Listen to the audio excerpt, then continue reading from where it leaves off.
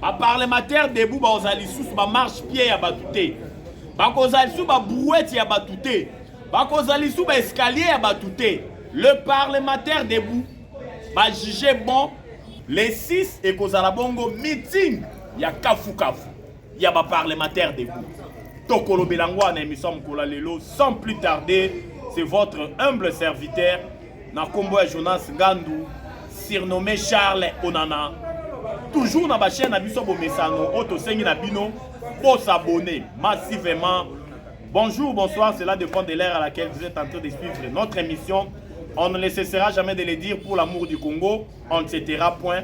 Car le Congo, c'est le pays de nos aïeux. Le Congo, c'est notre dénominateur commun. Tobotama ba Congolais, Tokokufa ba Congolais.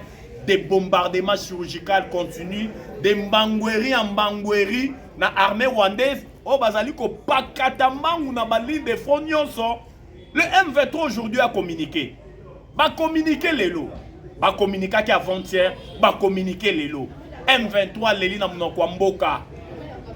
Ba leli na munoko mboka parce que hier pour votre information, l'aviation il y a FARDC avec des nouvelles acquisitions.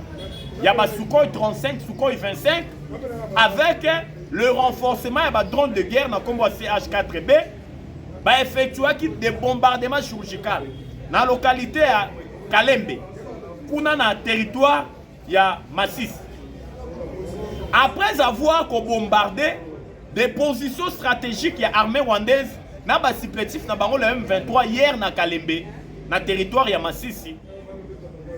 Après avoir armé rwandaise et sali otolobaka mbangweri, qui mis en désordre, nos voyants militaires et les Wazachou, monaki, pareil hautement sophistiqué. Hier na Kalembe, moni pareil à brouillage. Dans avion de chasse d'habitude matarana, drone de guerre, et zali na matériel moko sophistiqué au batia kanase pour ça la musala na le lengia malongate. Armée et récupérer en lobby. Tu récupérer lobby, appareil hautement sophistiqué. Où ils ont intercepté l'appel. Il y a nos voyants militaires, le FARDC. Tant que le FARDC va communiquer entre Bango, nous avons il y a armée rwandaise, na ba supplétif na le M23. Hier, tu récupéré dans la localité à Kalembe. Au-delà de ça, tu récupéré des armes sophistiquées. Oyoyo, M23 a la capacité à kokotisa même ba missile ya ba dimension amike. Récupéré hier toujours na Kalembe. O armée rwandaise sala ki mbangweri. Oyoyo, plusieurs corps ya ba militaire rwandais et sala ki calciné na ba bombardement chirurgical hier na Kalembe. Kuna na territoire ya Masisi. Des bombardements chirurgicaux ya lobé bandaki de 2h du matin jusqu'à 5h du matin. Nos drones de guerre oh ba chinois ba tekela biso na kombo à CH4B oyo ezali na portée il y a 3500 à 5000 km oh esalaki musala comme il se devait yango tomoni lolenge kani et saliete localité à Kalembe au moment où je vous parle na territoire ya Walikale ezali ya na territoire ya Masisi eza sous contrôle ya nos voyants militaires les FARDC oyo tomonaki ba mouvement ya ba ambulance population ezali na koya na balobi ba moni ba mouvement ya ba ambulance ezoya ko récupérer ba corps na ba blessé ya armée rwandaise ko évacuer yango dans le na urgence. Tout ça ça prouve à suffisance le lenge kani rapport de force échangé. Mais boni ba drone de guerre na biso bombardé sans pour état ba matériel sophistiqué et perturbé ba bombardement wana. Vous savez que Gilles César Aloba, c'est lui qui veut la paix, prépare la guerre. Le chef de l'État Fatou Béton avait jugé bon de doter notre armée de matériel sophistiqué, des armes de guerre de dernière génération, des avions de chasse Sukhoi 35 pour mater, je dis bien, pour mater l'armée rwandaise et l'air supplétif de bien les M23. Yango bomoni lo lenge kani. Le FARDC ba otu ko zo ba pareil hautement sophistiqué. Oyo et pertibaki ba pareil sophistiqué armée rwandaise na ba supplétif na bango le M23 oyo ba tiaki kuna na Kalembe na territoire ya Walika na territoire ya Masisi. et anéantissaki efficacité ya pareil na bangwana. Yango bomoni lolenge kani lobby Kalembe bombardé, l'armée rwandaise a perdu plusieurs hommes et leurs supplétifs photobing le M23. Mais aujourd'hui encore, Tolobaki, pas question de répit, de bombardement chirurgical et qu'on continue. Pas question de répit. Aujourd'hui, Kachebere, Kaka na territoire ya Walikale, ma position à M23 est qui visée par nos drones de guerre. On nous signale même au moment où nous sommes en train de faire cette émission, notre Sukhoi 35, Oyo, et Utiko Somba Masika, et Zali Kosala Moussala. Mais Bolanda qui avant-hier, le M23 avait communiqué. M23, les liés à lobby, il y a eu la signature des mécanismes pour la vérification de cesser les faits. À Doha, ou dans Mboko ya Qatar. Mais, boni, armée congolaise a zali ko bombarder bango matin, midi, soir. Alors que, bazana ba information sur bango M23, na Kisangani, il y a des mercenaires colombiens, par contre il y a armée Nabiso, le FARDC, il y a de Blackwater, où ils allaient ko kambabe pa ya les milliardaires américains na kombo Eric Prince. Le Blackwater au Tobengaka Maya Moindo, parce que Black ezali Moindo, Water ezali bongo Mai.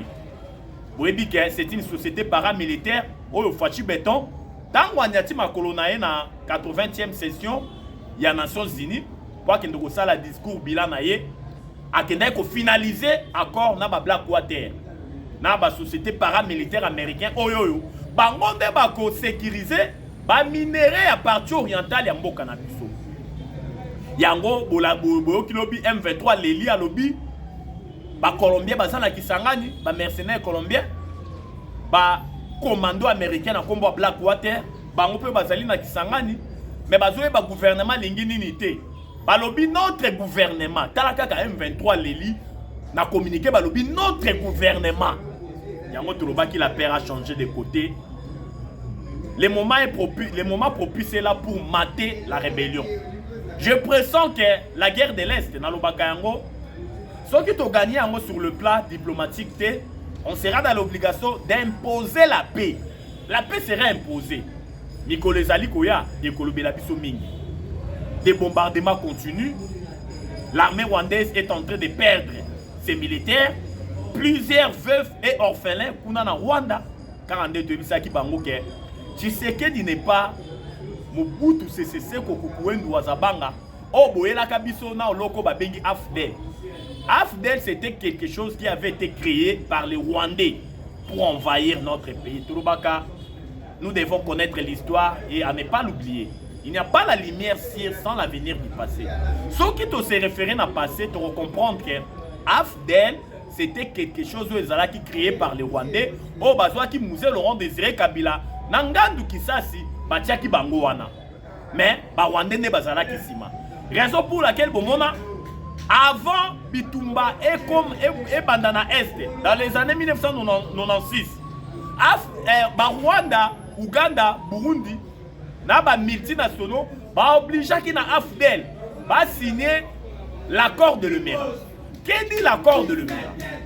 Une fois Bengani, Kondo Maréchal Mobutu CCC Kokukouendu Wazabanga, AFDEL a repesa Rwanda, Burundi, na Ouganda, Tanguana, 300 km. Na ba frontière na bango tina Congo. Accord de Lemerezali. Yango bomona ki to tukoloba ke, Tshisekedi n'est pas Mobutu. Oyo, Bengana qui est na pouvoir par les Rwandais, na oloko to bengi AFDEL. Tshisekedi n'est pas Musée Laurent Désiré Kabila. Oyo boboma nanda kunaye na palais de marbre. Nanda kunaye. Après avoir kobomaye, la chaîne nationale rwandaise, c'était la première chaîne. Oyo anosaka mort ya Musée Laurent Désiré Kabila. Oyo ba chaîne nyonso internationaux et relayaka comme RFI, comme France 24. Bazwa que formation liboso na chaîne nationale rwandaise. Que Musée Laurent Désiré Kabila avait été abattu dans sa propre maison. Tshisekedi n'est pas Hippolyte Kanambe alias Joseph Kabila, Tata Mokonje, Kolo Yakala, Oya Terambo Kanabiso. Je ne vous dirai pas adieu, mais je vous dirai à bientôt.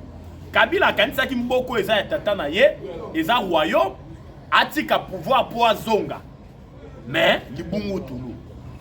Tshisekedi aza Tshisekedi. Avec une mission que Dieu lui a confiée. Tshisekedi n'a pas un mandaté, mais a une mission. Raison pour laquelle notre pays, le Congo, a repris sa place dans les concerts des nations depuis que Fachi Beto a joué Kibokondi. À travers sa diplomatie agissante, ils allaient continuer à produire des résultats escomptés. Yango Tolobaka, Bible Loba, toute autorité vient de Dieu. Tshisekedi d'aujourd'hui, chef de l'État, ce n'est pas par son bon gré. C'est Dieu qui a voulu qu'il soit là. Raison pour laquelle Azoko Ksakaka mission Zambatinde na Congo. Après avoir déboulonné la rwandalisation de notre pays, instaurée par Hippolyte Kanambe, maintenant le chef de l'État est en train de déboulonner l'empire du mensonge, caractérisé par l'omerta, c'est-à-dire la loi du silence.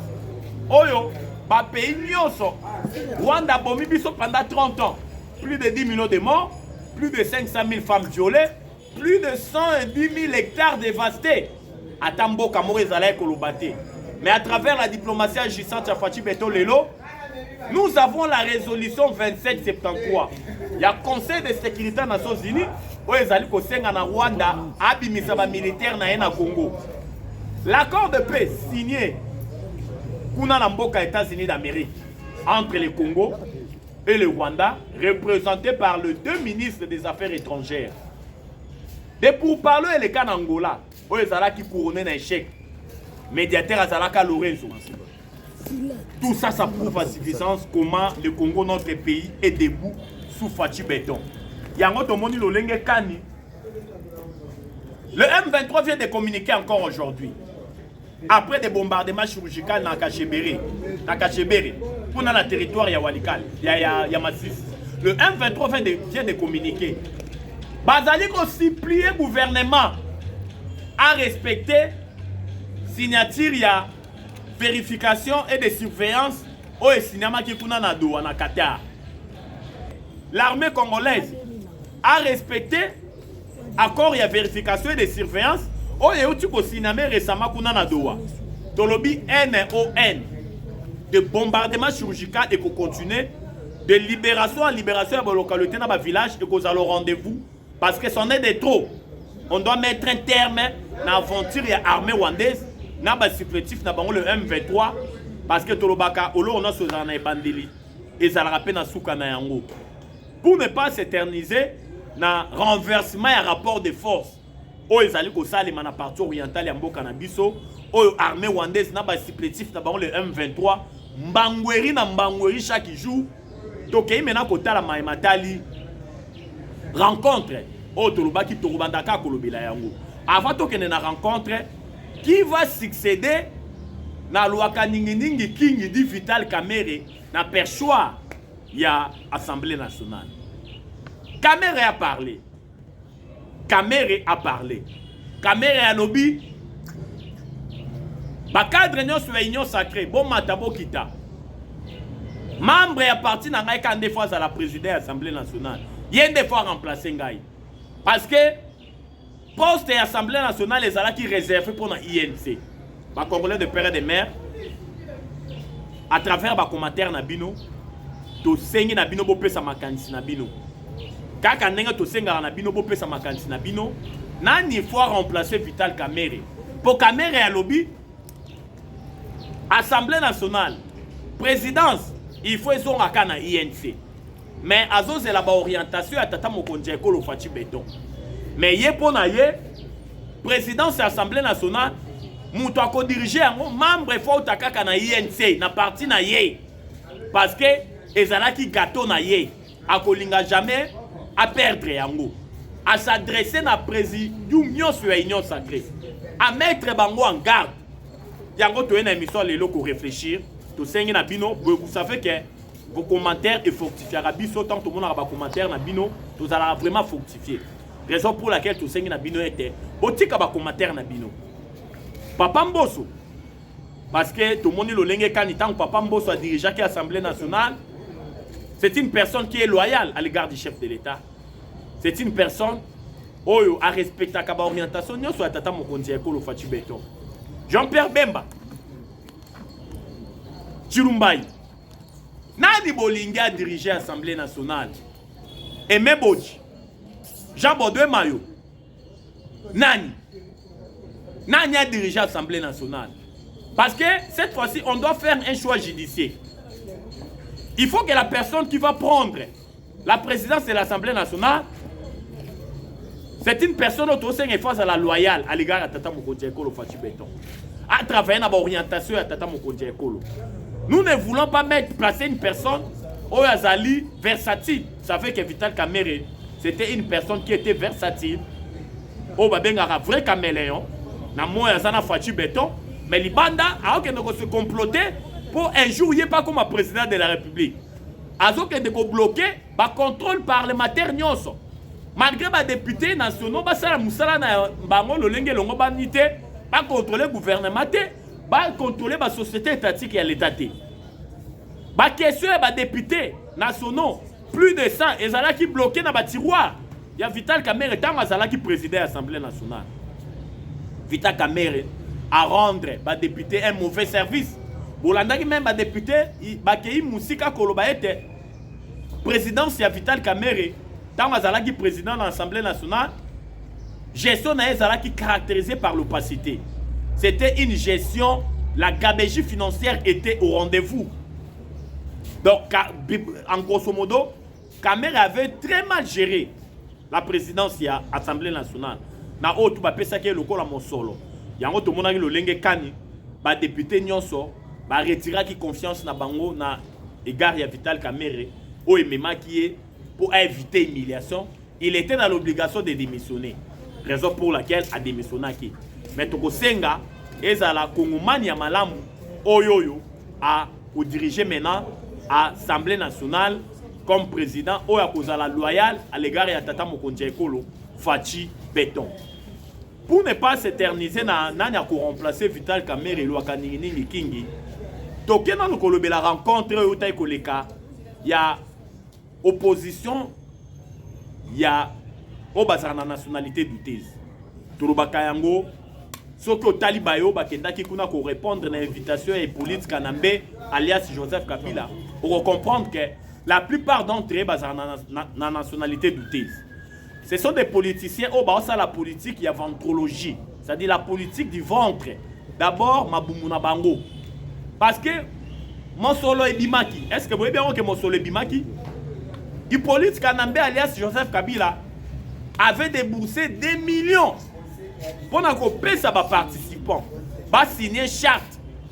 Il y a fidélité à l'égard, il y a Hippolyte Kanambe alias Joseph Kabila. Avec un seul objectif, il y a Kozongi sa Kabila lisusu na pouvoir. Balobeli même un coup d'état en gestation. Oh, il faut utiliser ma moyen nyonso. Kaka il faut Kabila zonga na pouvoir. Likolo ya bambongo Kabila pesi bango kuna na Kenya. Mboka oyo eponana yango ko déstabiliser Congo. Oyo ezali ko kamba mepa ya président Kenya na kombo ya Ruto. Kabila pesi bango lo meya. Ba signer charte. Ya kozala sima na ye bango nyonso. Ya kozongisa ye lisusu na pouvoir. Na ba moyen nyonso. Mais tolobi yango ekoleka te. Bana Congo baza su bato ya kokosa te. Ba Kongomani lelo bafungoli misu na bango ekomi ga. Bayebi nani asali nini na mboka oyo. Dans ces pays on a connu. Na règne ya Hippolyte Kanambe alias Joseph Kabila. Abadai ko bimisa 66 millions chaque mois ko pesa ba Rwandais. Armée rwandaise na armée ougandaise babundi na ville ya Kisangani. Il fallait que tu fondes les deux armées babunda qui la guerre de 6 jours. Oyo plus de 2000 Congolais bakufa. Mais Kabila fonda ki kaka armée ougandaise. Pourquoi fondara armée rwandaise te? A fondi armée ougandaise na cour internationale ya nini international armée rwandaise bakateli mbano a futa biso 300 et quelques millions. Mon solo bolobi mwana mboka Constant Mutamba Tungunga détourna. Mais faut yeba ko origine ngo e uta na mon solo oyoyo to funda le désarmé babunda na Kisangani, armée rwandaise na armée ougandaise. Lokola Kabila tango wana ndimaka ko funda kaka armée ougandaise, pour azalaka Rwanda ko funda jamais armée rwandaise. Détant to samba ki na ba Ougandais ba futa biso mosolo yo boloba ke mwana mboka Constant Mutamba Tungunga a détourna. O efanda ka bongo na compte ya Frivao. Tolobaka il faut tuer ba histoire. Tobosa na ka histoire te ba Congolais de père et de mère. Yango tozali ko senga na bino. Tangu un groupe de gens, un groupe de mafieux, basangani na Kenya. Po bazong sa Kabila na pouvoir na ba moyen nyonso. Kabila c'est l'homme du passé. Il a dirigé notre pays pendant 18 ans. Ce pays était affaibli, ce pays était enterré. Le Congo n'avait plus sa place dans les concerts des nations. Ba Rwandais ne bandait ko diriger Mboka na biso parce que ba commandement militaire nyonso. Tous les officiers supérieurs au Kabila à Noma, na reine na Mobimba, na Est, il fallait que Kagame ait sa corps pour nommer. Kabila tofani na mboko yo a signé un accord, il y a Rubavu, au armée rwandaise et Kokota na Est, matin, midi, soir, Ernion Swelingi. Toye Bitolobaka, il faut toye baka histoire, Tobosa naka histoire. Te boyebi ke ya kolobezala ke belé, na ba chaîne na biso, mais ngonge ingunga. Pona lelo to suki awa, to kwa ili sus lobi kuna, kotalisa mno lolenge ka nimboke lalaki, kotalisa mno lolenge ka nimboke la mukaki, poto lobaka pona bolingwa Congo, jamais to kanga munoko. Parce que to botama ba Congolais, to kokufa ba Congolais. Numéro na biso zali plus 243 89 77 525 44. Plus 243 89 77 525 44. La patrie ou la vie. La patrie ou la vie. La patrie ou la vie. Ou la vie. Nous vaincrons. Je dis et je vous remercie. Ciao. À la prochaine.